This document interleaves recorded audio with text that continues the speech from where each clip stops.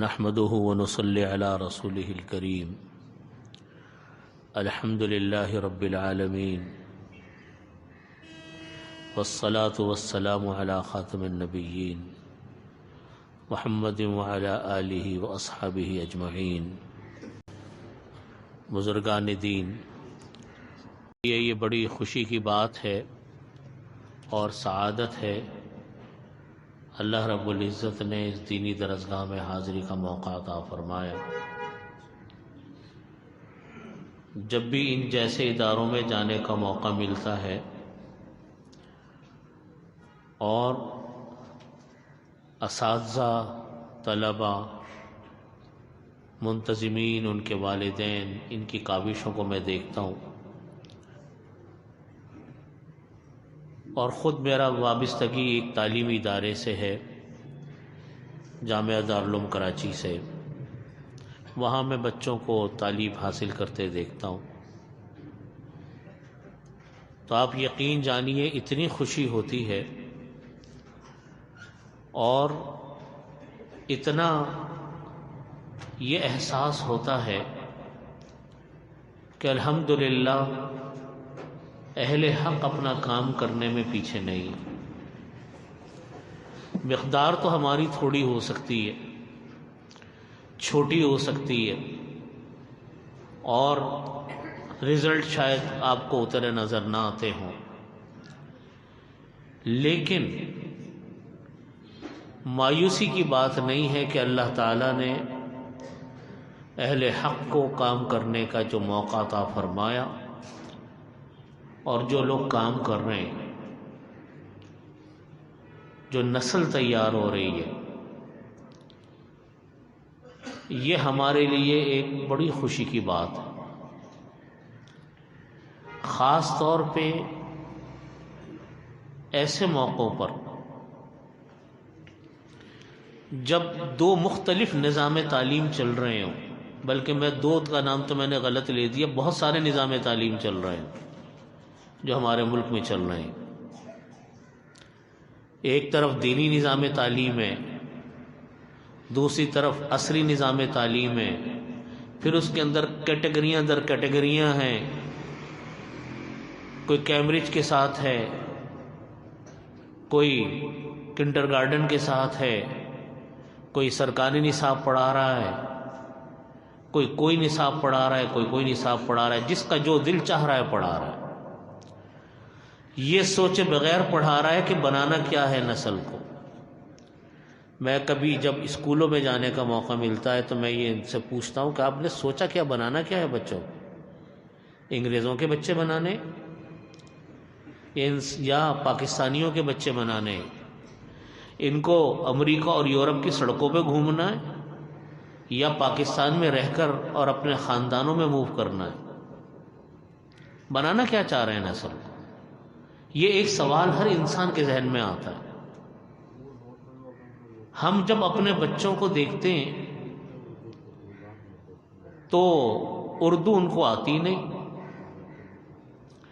اپنی زبان بولتے ہوئے شرم، اپنا کلچر کا پتہ نہیں، اللہ اور اس کے رسول کی کتاب کا پتہ نہیں کہ قرآن کیسے پڑھتے ہیں۔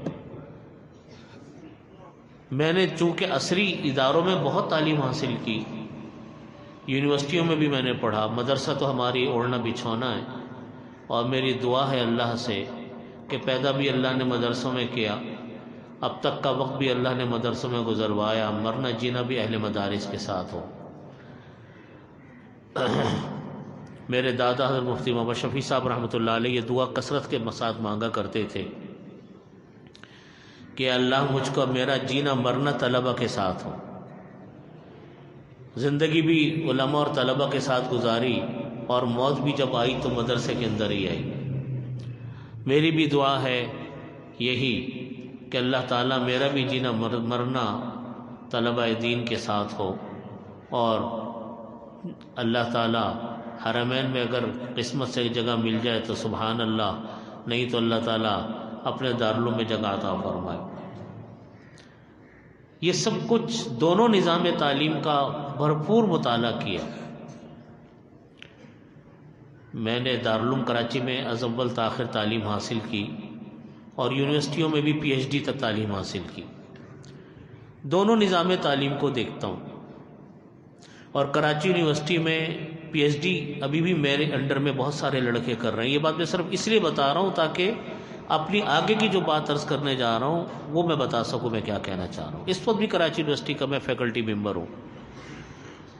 کئی لڑکے اس وقت یونیورسٹی کے جو میرے انڈر میں پی ایچ ڈی کر رہے ہیں.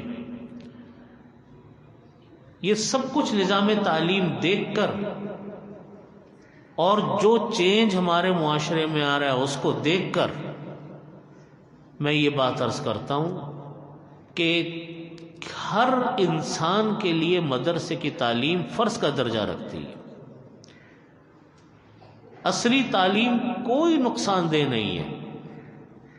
آپ اس اسلامی معاشرے کو ایک ڈاکٹر کی بھی ضرورت ہے، ہمارے ملک کو ڈاکٹروں کی بھی ضرورت ہے، ہمارے ملک کو انجینئروں کی بھی ضرورت ہے، ہمارے ملک کو اکنامسٹ کی بھی ضرورت ہے، ہمارے ملک کو ہر فیلڈ کے انسانوں کی ضرورت ہے. فوجی بھی ہمیں چاہیے، سویلین بھی ہمیں چاہیے، ہر فیلڈ کا انسان ہمارے معاشرے کی ضرورت ہے.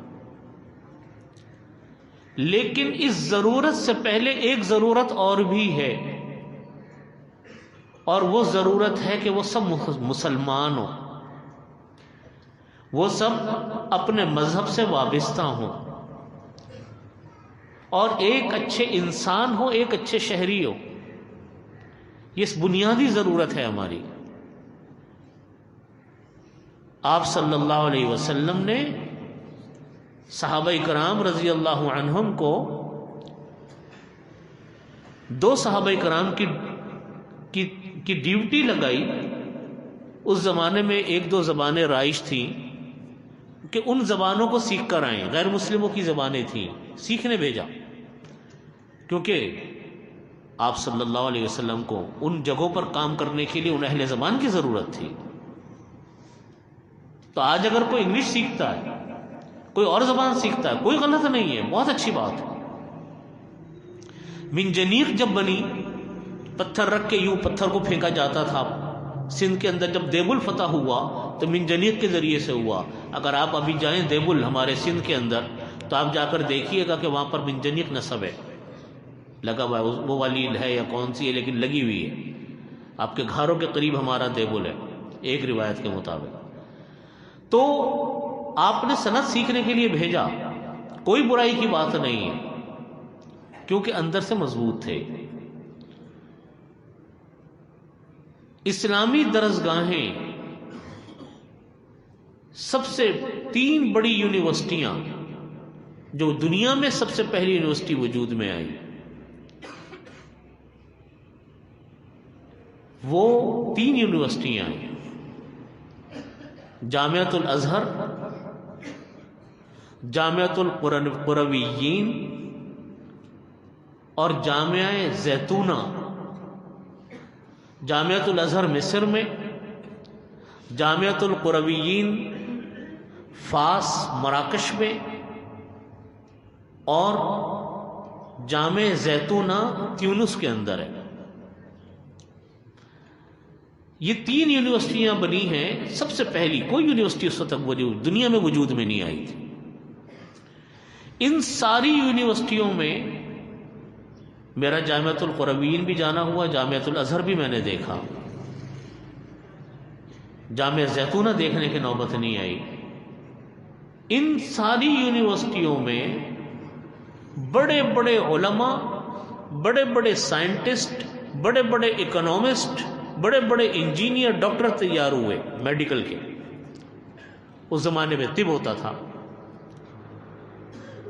لیکن کیا طریقہ کار تھا کہ ایک حد تک تعلیم مشترکہ چلتی تھی، دینی دنیاوی تعلیم سب ایک ساتھ چلتی تھی.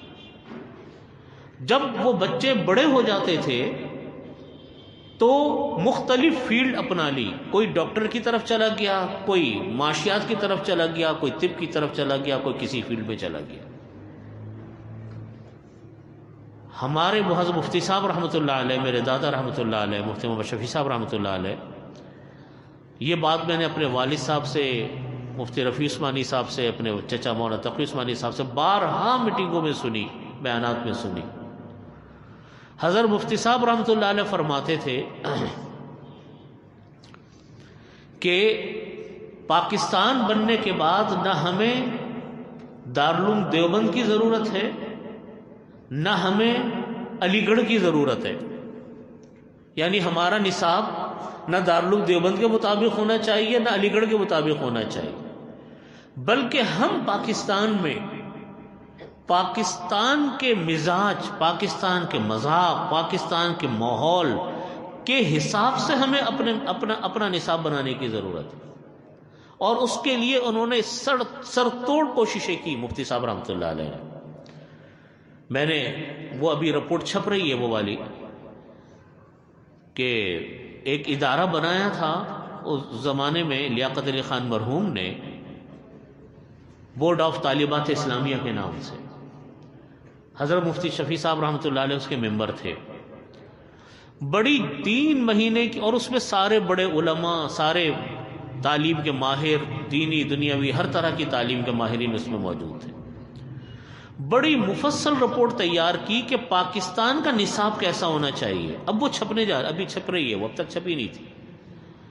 آپ یقین مانیں اس نصاب کو آپ پڑھیں، آپ کے دل سے آواز آئے گی کہ ہاں یہ نصاب ہونا چاہیے۔ پھر دوسری بڑی رپورٹ تعلیم کے اوپر مرتب کی نور خان نے، مرحوم نے، جو ہمارے بڑے مایہ ناز پائلٹ بھی تھے، فضائیہ کے بڑے مشہور پائلٹ بھی تھے، پھر کرکٹ اور ہاکی ٹیموں کے پھر وہ کمیشنوں کے پریزیڈنٹ بھی رہے۔ ان کے زمانے میں انہوں نے تعلیمی پالیسی بنائی تھی، اس زمانے میں ان کے اوپر ان کے لیے کام ان کو ملا تھا 70s کے اندر۔ انہوں نے ایک رپورٹ بنائی تھی، ہمارے بزرگوں کے بقول انتہائی جامع ترین رپورٹ ہے کہ ملک کا تعلیمی نظام کیسا ہونا چاہیے۔ لیکن یہ ہماری شامت اعمال رہی کہ ہمارا پاکستان مستقل طرح طرح کی رپورٹیں، کمیشنیں، ان کی بھی دلدل میں ہی پھنسا رہا، کبھی ان رپورٹوں پر عمل درآمد کی نوبت نہیں آئی۔ لیکن میں اپنے بھائیوں سے یہ بات عرض کرنا چاہتا ہوں کہ آپ نے دیکھا ماشاءاللہ، میں نے بچے کی عربی سنی، شاندار عربی بول رہا تھا، بڑا میرا دل خوش ہوا ماشاءاللہ۔ اللہ تعالیٰ برکت عطا فرمائے ان کے والدین کو، ان کے اساتذہ کو، خود اس بچے کو، اور اس جیسے اور بچے جو تعلیم حاصل کر رہے ہوں گے، یقیناً اور بھی ہوں گے۔ اللہ تعالیٰ ان کی عمر میں، علم میں اضافہ فرمائے۔ بچوں کی میں نے انگلش سنی، ماشاءاللہ انگلش بہت اچھی بول رہے ہیں، بڑی سلاست کے ساتھ، بغیر زبان کے رکے ہوئے، اٹکے بغیر، ماشاءاللہ۔ یہ بھی بڑے قابل مبارکباد، ان کے اساتذہ، ان کے والدین قابل مبارکباد، ان جیسے دوسرے بچے تعلیم حاصل کر رہے ہیں وہ قابل مبارکباد۔ اللہ تعالیٰ ان بچوں کو سرمایہ افتخار بنائے اور یہ ملک اور قوم کے لیے عظیم معمار ثابت ہوں۔ میں یہ بات عرض کرنا چاہتا ہوں کہ دیکھیے، یہ ہمارے لیے زندگی موت کا مسئلہ ہے، ہمارے لیے زندگی موت کا مسئلہ ہے کہ ہم اپنے بچوں کو بنانا کیا چاہ رہے ہیں۔ اگر ہم یہ کہتے ہیں کہ ہم اپنے بچوں کو ڈاکٹر بنانا چاہتے ہیں، 100 بسم اللہ ضرور بنائیے۔ آپ یہ کہیں کہ میں اپنے بچوں کو انجینئر بنانا چاہتا ہوں، بسم اللہ ضرور بنائیے۔ پائلٹ بنانا چاہتے ہیں ضرور بنائیے، لیکن اس کے ساتھ ساتھ اپنے بچوں کو ایک مسلمان بھی بنانا فرض ہے۔ مسلمان کا یہ مطلب نہیں ہے کہ اس کو صرف کلمہ آتا ہو، ٹھیک ہے مسلمان ہوگا وہ شرعی ضابطے کے لحاظ سے۔ مسلمان کا مطلب یہ ہے کہ ایک تعلیم کے لحاظ سے ایک اس کو باقاعدہ تعلیم کا حصہ اس کو سیکھنا ضروری ہے۔ یہ ماں باپ کا فریضہ ہے، یہ بچے صدقہ جاریہ ہیں ہم سب کے لیے، ہمارے بچے ہمارے لیے صدقہ جاریہ ہیں۔ بچے، اصل چیز ماں کی گود ہے، اصل چیز باپ کی تربیت ہے۔ بچے اسکولوں میں تعلیم حاصل کریں یہ ایک چیز ہے، لیکن گھر کا ماحول اس کے ساتھ میچ نہ ہو، بچوں کی تعلیم کا اثر بڑا کم ہو جاتا ہے۔ اس لیے سب سے پہلی چیز ہے ہم اپنے بچوں کو یہ سوچ کر آگے بڑھائیں کہ ہمیں اپنے بچوں کو اگر دنیاوی تعلیم میں ماہر بنانا ہے، ہمیں اپنے بچوں کو ایک مسلمان بھی بنانا ہے۔ اخلاق و کردار بنیادی چیز ہے۔ اسلام کی دعوت اخلاق سے پھیلتی ہے، اسلام کی دعوت کردار سے پھیلتی ہے۔ عبادت ہے تو میرا اللہ کا معاملہ ہے، عبادت تو میں نے اللہ کی کرنی ہے، میں نے نماز پڑھی نہیں پڑھی میرا اللہ کا معاملہ ہے، میں نے روزہ رکھا نہیں رکھا میرا اللہ کا معاملہ ہے۔ میرے سے واسطہ تو اس دکاندار کو پیش آئے گا، میرے سے واسطہ سڑک پہ چلتے ہوئے انسانوں کو پیش آئے گا، میرے سے واسطہ میرے گھر میں میرے فیملی کو پیش آئے گا، دفاتر میں پیش آئے گا، میں وہاں کیسے انسان بنتا ہوں؟ آج پورا پاکستان سر پکڑ کے رو رہا ہے کہ ہر انسان جھوٹ بولتا ہے۔ آپ مجھے بتائیے مسئلہ ہے کہ نہیں؟ آپ جب کسی دکان سے خریداری کر کے آتے ہیں، ہمیں پتہ ہی نہیں چلتا کہ ہم لٹ کر آئے کہ پٹ کر آئے کہ ہم صحیح چیز خرید کے آئے، کیا کر کے آئے۔ ایک دوا بھی خریدنی ہوتی ہے، اندر سے دل دھڑکتا رہتا ہے کہ پتہ نہیں جعلی تو نہیں کھا رہے دوا، ہے کہ نہیں ہمارے اور آپ کے ساتھ؟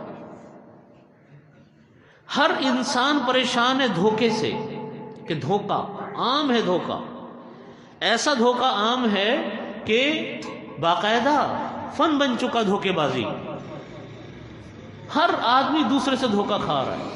اب تو حد یہ ہے کہ ایک بھائی دوسرے بھائی سے دھوکہ کھا رہا ہے، بہن کو اپنے بھائی سے دھوکہ ہے اور بھائی کو بہن سے دھوکہ ہے۔ سگے رشتوں میں لڑائیاں ہیں، سگے رشتوں میں جھگڑے ہیں۔ ان سارے جھگڑوں کے پیچھے آپ ان کی بنیاد کو کھنگال کر دیکھیں گے تو آپ کو نظر آئے گا کہ اخلاق و کردار کی خرابی، سب کی جڑ میں آپ کو ایک ہی خرابی نظر آ رہی ہوگی، مال کی خرابی، اخلاق و کردار کی خرابی، یہ خرابی آپ کو نظر آ رہی ہوگی۔ یہ اخلاق و کردار کیسے صحیح ہوگا؟ جمعے کے واز سے صحیح ہو جائے گا؟ آپ مجھے بتائیں کہ جمعے کا واز اگر ایک امام صاحب بہت اچھا واز کرتے ہیں تو کیا میرے جمعے کے واز سے اخلاق و کردار صحیح ہوگا؟ لوگ جھوٹ بولنا چھوڑ دیں گے، لوگ دھوکہ دینا چھوڑ دیں گے۔ ہم چاہتے تو یہ ہیں کہ ہمارے گھر میں جو بہو آئے وہ بڑی نیک ہو اور بہترین کام کاج کرنا جانتی ہو، اور یہ خوبیاں یہ خوبیاں، لیکن اس کی پرواہ ہوئی کہ میری بیٹی کل کسی کے گھر میں جائے گی تو وہ کیسے بن کر جائے گی، میرا بیٹا بھی کل کسی کے گھر کا داماد بنے گا تو وہ کیسا انسان ثابت ہوگا۔ اس کی فکر آج ہم میں سے کس کو ہے، اور اس کی ہم نے کوشش کیا کی؟ یاد رکھیے، اخلاق و کردار دو جگہ سے صحیح ہوتا ہے، بنیادی چیزیں صحیح کرنے کی دو ہیں، ایک اسکول مدرسہ، دوسرا آپ کا گھر۔ ہم کہتے ہیں کہ صاحب یورپ میں، امریکہ میں لوگ جھوٹ نہیں بولتے، تو بھائی نہیں بولتے، بہت اچھی بات ہے، نہیں بولتے، انہوں نے محنت کی، ختم کر دیا معاملے۔ ہمارے نہ اسکولوں سے جھوٹ ختم ہو رہا ہے، نہ ہمارے گھروں سے جھوٹ ختم ہو رہا ہے، نہ ہماری مائیں بچوں کے سامنے نمازیں پڑھتی ہیں، نہ ہمارے مرد اپنے اولادوں کے سامنے نمازیں پڑھتے۔ بچے تو دیکھتے کہ باپ تو ٹی وی دیکھ رہا ہے نمازوں کے وقت میں، اذان کے وقت میں، تو بچہ کہاں سے نمازی بنے گا؟ ماں جھوٹ بولتی ہے، ماں گھروں میں فلمی گانے ہیں، گھروں میں فلمیں ہیں، گھروں میں طرح طرح کی خرابیاں ہیں، بے پردگی کا ماحول ہے، اور ہم تمنا یہ لے کر بیٹھ گئے کہ بچے ہمارے نیک بن جائیں۔ کہاں سے نیک بن جائیں گے؟ احمقانہ بات ہے کہ بچے نیک بن جائیں گے ہمارے اور آپ۔ ہمارا گھر کا ماحول، اخلاق و کردار اگر مسلمانوں والا ہے، بچے خود بخود، سکھانے کی ضرورت نہیں، بچے خود بخود سچ بولنے لگیں گے، نمازیں پڑھنے لگیں گے۔ ہمارا آپ نہیں دیکھتے، نمازیں ہم پڑھتے ہیں، بچے آ کے ہمارے ساتھ کھڑے ہو جائیں گے۔ کیوں؟ اس لیے کہ گھر کا بڑا پڑھ رہا ہے نا۔ رمضان، کتنی گرمیوں کے رمضان گزرے، اب بھی گرمیوں کے رمضان آ رہے ہیں، بچے صبح کو سحری میں آپ کے ساتھ اٹھ رہے ہوں گے، چھوٹے چھوٹے معصوم بچے کہ جی ماں باپ اٹھ رہے ہیں، سارا دن بھوکے رہیں گے، مائیں ان کے پیچھے گھومتی رہیں گے کہ کچھ کھا لیں گے بچے، لیکن کھاتے نہیں ہیں کہ جی وہ بھی افطار کے ساتھ ہی کھا رہے ہیں۔ یہ کس چیز کا اثر ہوتا ہے؟ بڑوں کی تربیت کا، بڑوں کی تربیت کا نہیں، بڑوں کے کردار کا۔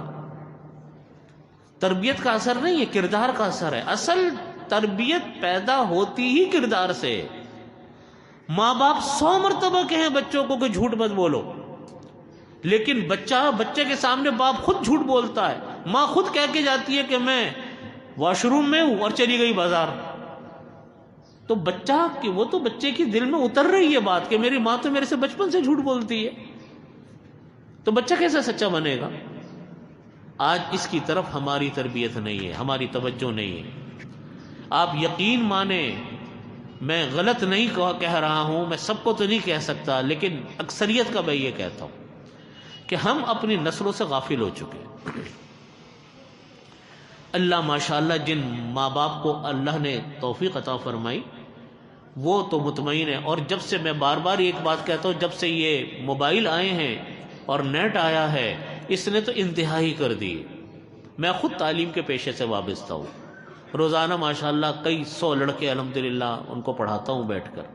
میں خود اپنی آنکھوں کے سامنے یہ محسوس کر رہا ہوں کہ جو تبدیلی سالانہ آ رہی ہے، ہمارے مدرسوں میں آ رہی ہے، ہمارے گھروں میں آ رہی ہے، ہمارے خاندانوں میں آ رہی ہے، وہ اس تیزی کے ساتھ آ رہی ہے کہ آئندہ 10 سال بعد ہم کہاں کھڑے ہوں گے ہم اس کا تصور نہیں کر سکتے.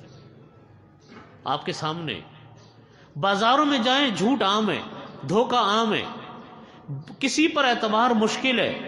ان سب کے پیچھے کیا خرابی ہے کہ ہم اپنی نسلوں سے غافل.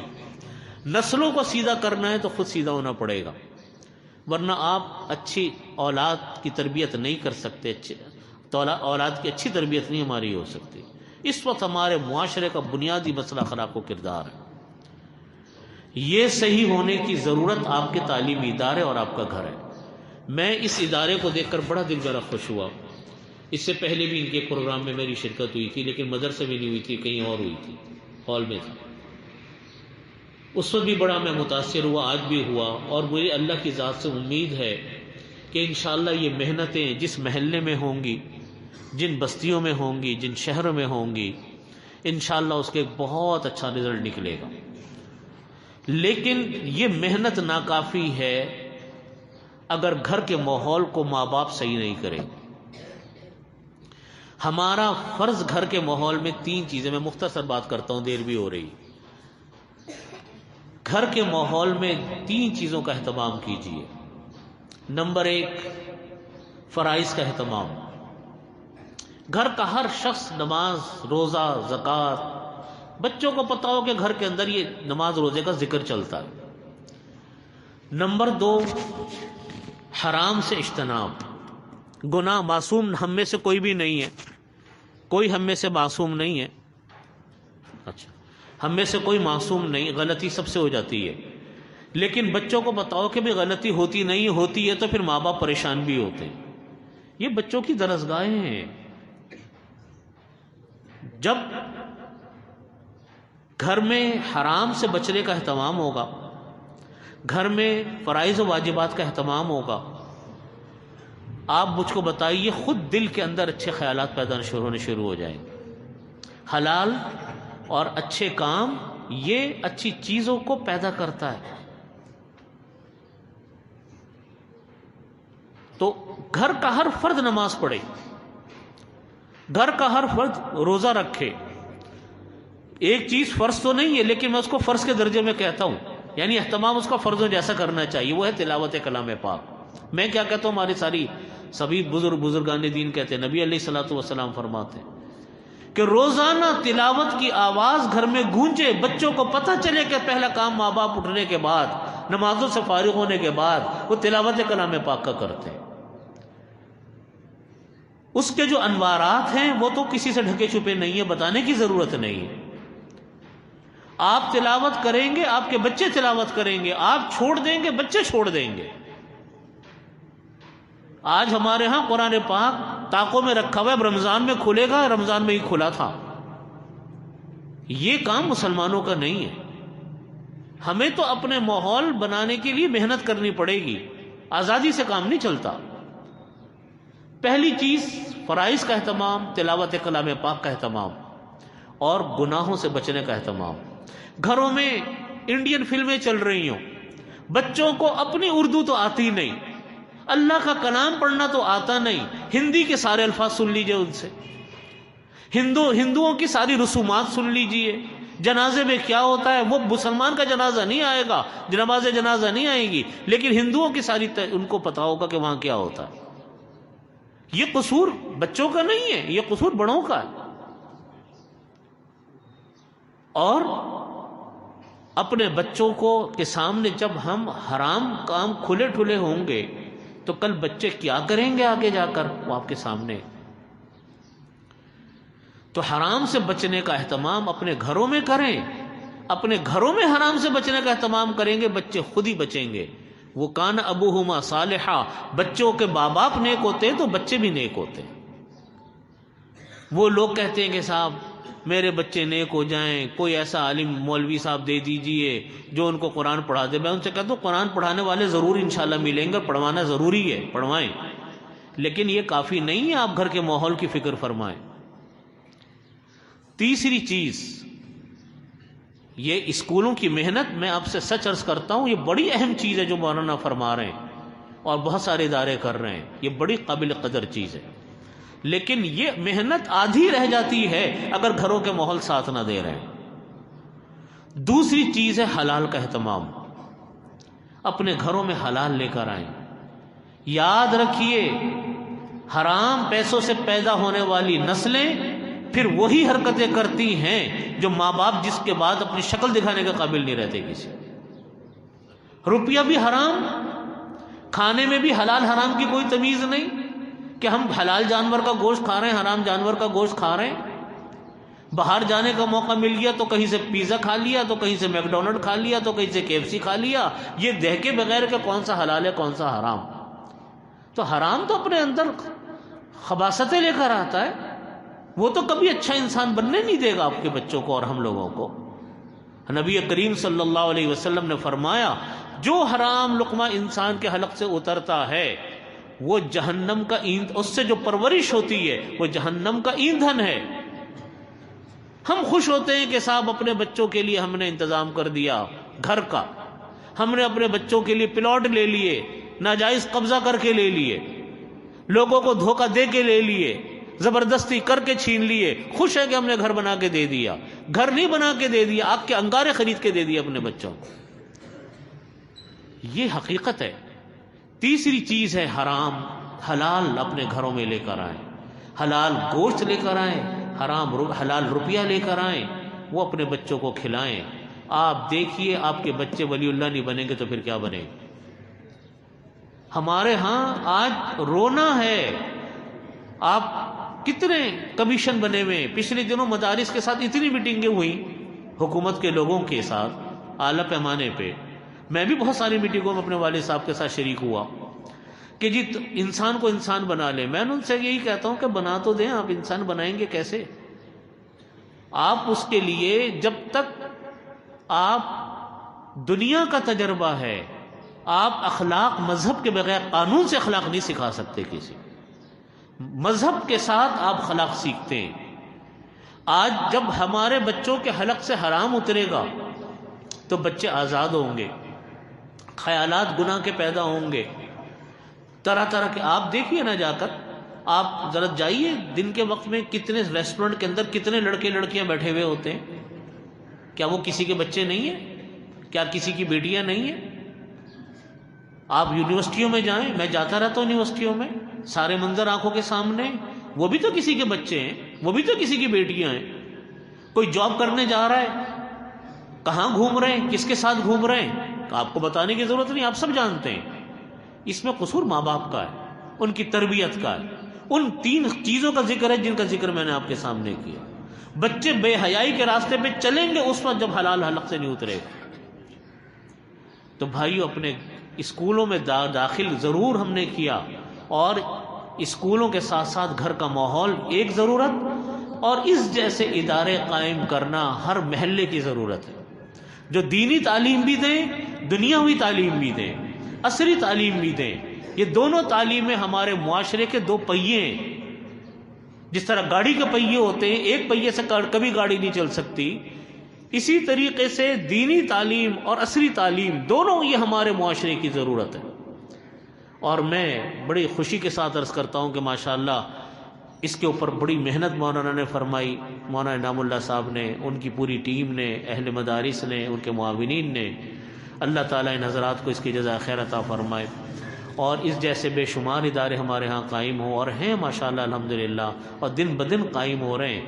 اللہ تعالیٰ ان سے بہترین تبدیلی اس معاشرے کے اندر پیدا فرمائے۔ وآخر دعوانا الحمد